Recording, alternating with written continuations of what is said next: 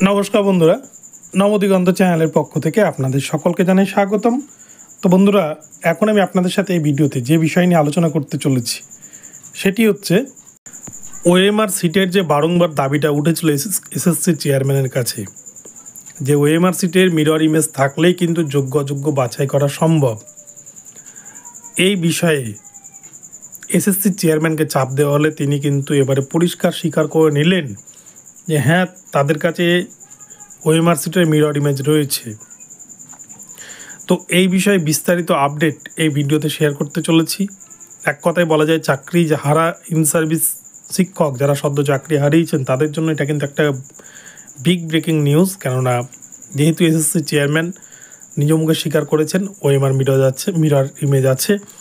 তো চলুন আমরা এই বিষয়ে বিস্তারিত জেনে নেব। তবে তার আগে বলি, যারা প্রথমবার চ্যানেলটি দেখছেন, যারা এখনও চ্যানেলটিকে সাবস্ক্রাইব করেন, আপনারা অবশ্যই চ্যানেলটিকে সাবস্ক্রাইব করে দেবেন। চলুন মূল পর্বে ফিরে যাও, বিস্তারিত সম্পর্কে জেনে নিই। তো বন্ধুরা, আমরা বিভিন্ন রাজনৈতিক দলের নেতাদের মুখেও যেমন শুনেছি যে ওএমআর কপির ফুটপ্রিন্ট বা মিরর ইমেজ এসএসসি পাবলিশ করুক, যোগ্য অযোগ্য লিস্ট পাবলিশ করুক, আমরা সেটা নিয়ে যোগ্য অযোগ্য বিষয় নিয়ে সুপ্রিম কোর্টে জানাবো।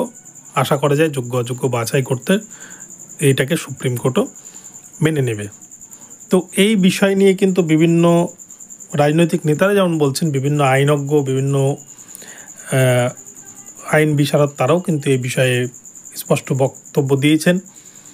এবং এই প্রসঙ্গে এসএসসির চেয়ারম্যানকে কিন্তু বেশ কিছুদিন ধরেই বিভিন্ন সংবাদ মাধ্যমে বা বিভিন্ন আন্দোলনের মধ্য থেকে কিন্তু চাকরি হারা ইন সার্ভিসরা তারা বারংবার বার্তা দিচ্ছেন যে আপনি এই মিরর ইমেজটা প্রকাশ করুন। এবারে কিন্তু চাকরি হারা ইন সার্ভিসরা এসএসসির চেয়ারম্যানের সাথে কথা বললেন এবং সেখানেই কিন্তু এই তথ্য আসলো। চেয়ারম্যান স্বীকার করে নিলেন যে তাদের কাছে মিরর ইমেজ আছে। তো কি বলেছেন আমরা এবার সেটা দেখে নেব।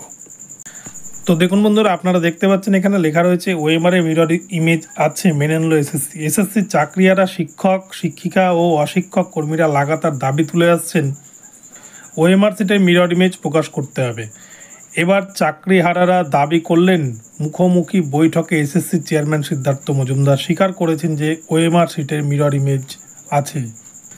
আর এসএসসি চেয়ারম্যান যখনই স্বীকার করে নিলেন যে মিরর ইমেজ আছে, তখন কিন্তু চাকরি হারা ইন সার্ভিসরা তারা ডাইরেক্ট একটা দাবি করে বসলেন 48 ঘন্টার মধ্যেই অনলাইনে সেই মিরর ইমেজ প্রকাশের দাবি তুললেন চাকরিহারারা। তাদের বক্তব্য, মিরর ইমেজ প্রকাশ করলেই যোগ্য অযোগ্যদের অনেকটাই চিহ্নিত করা সম্ভব। আপনাদেরকে প্রথমেই বলেছি, মিরর ইমেজ যেটা বারংবার কিন্তু বিভিন্ন রাজনৈতিক নেতা থেকে বিভিন্ন উকিলরা বলে আসছেন, মিরর ইমেজ থাকলেই কিন্তু হয়তো অনেকটা সমস্যার সমাধান হয়ে যেতে পারে এবং এর মধ্যে আরও কোনো দুর্নীতি লুকিয়ে রয়েছে কিনা সেটাও কিন্তু পরিষ্কার হয়ে যাবে এবং যারা প্রকৃতই যোগ্য তারা কিন্তু তাদের স্কুলে আবার ফিরে যেতে পারবেন। সেই জন্য আপনারা দেখছেন দুদিন ধরে কিন্তু আন্দোলন চলেই যাচ্ছে কলকাতার রাজপথে। সদ্য চাকরিহারা ইন সার্ভিসরা তারা কিন্তু আন্দোলনের পথে নেমেছেন। কিছু করার নাই, সারাটা জীবনের প্রশ্ন, জীবন জীবিকার প্রশ্ন, তারা কি করে খাবে একটা প্রশ্ন কিন্তু বারংবার এসে দাঁড়াচ্ছে। আবার নতুন করে পরীক্ষা নিলে হয়তো অনেকেই সেখানে হয়তো সিলেক্ট নাও হতে পারেন।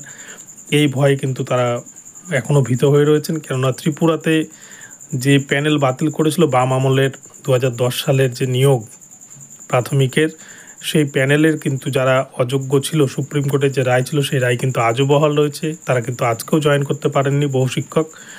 তো দেখা যাক শেষ পর্যন্ত কি হয়। এই মিরর ইমেজের কথা তো বললেন এসএসসি চেয়ারম্যান, তার পরিপ্রেক্ষিতে কতটা কি সুরা হয় যোগ্য ইন সার্ভিসদের। তো বন্ধুরা, এখন এই পর্যন্ত রইল। ভিডিওটি ভালো লাগলে চ্যানেলটিকে সাবস্ক্রাইব করে দেবেন। দেখা হচ্ছে পরবর্তী ভিডিওতে। সকলে ভালো থাকবেন। ধন্যবাদ।